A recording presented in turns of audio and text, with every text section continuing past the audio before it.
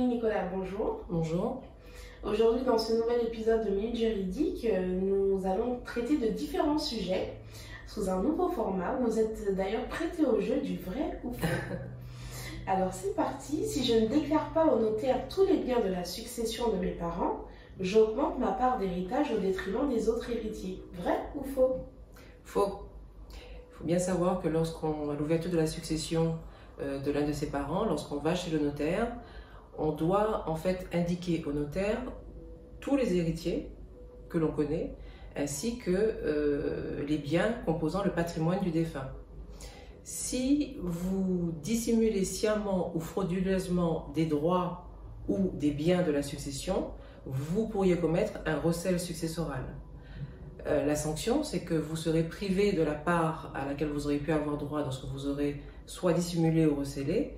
Et de plus, ce qui est plus compliqué, c'est qu'en cas de dette du défunt, vous serez réputé avoir accepté purement et simplement la succession.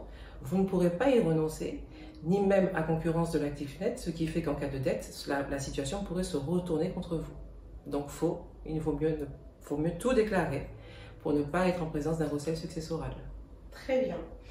Autre cas, je peux porter plainte contre mon épouse qui m'a volé des objets précieux durant l'instance de divorce. Vrai ou faux?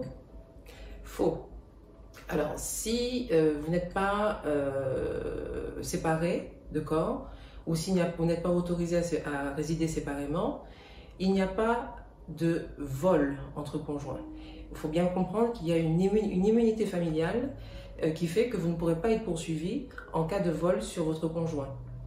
En revanche, si cette immunité familiale va cesser, si vous dérobez des documents ou des objets en fait qui sont nécessaires, qui sont indispensables à la vie quotidienne, tels que par exemple des moyens de paiement, des papiers d'identité ou des moyens de télécommunication.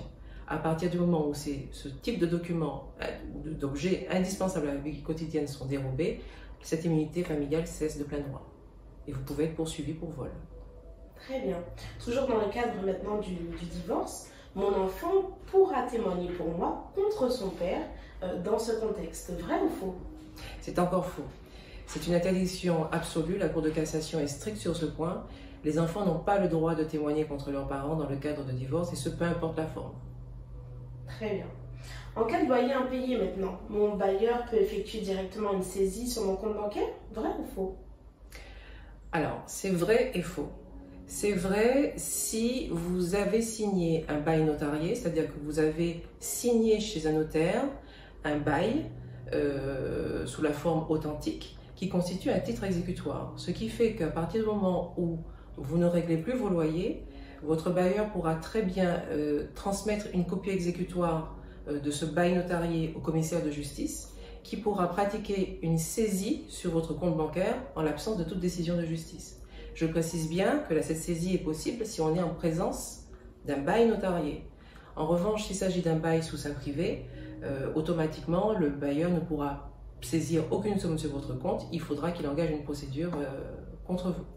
D'accord. Donc, toujours concernant ce bailleur, a-t-il le droit de conserver le double de la clé de mon logement? Vrai ou faux?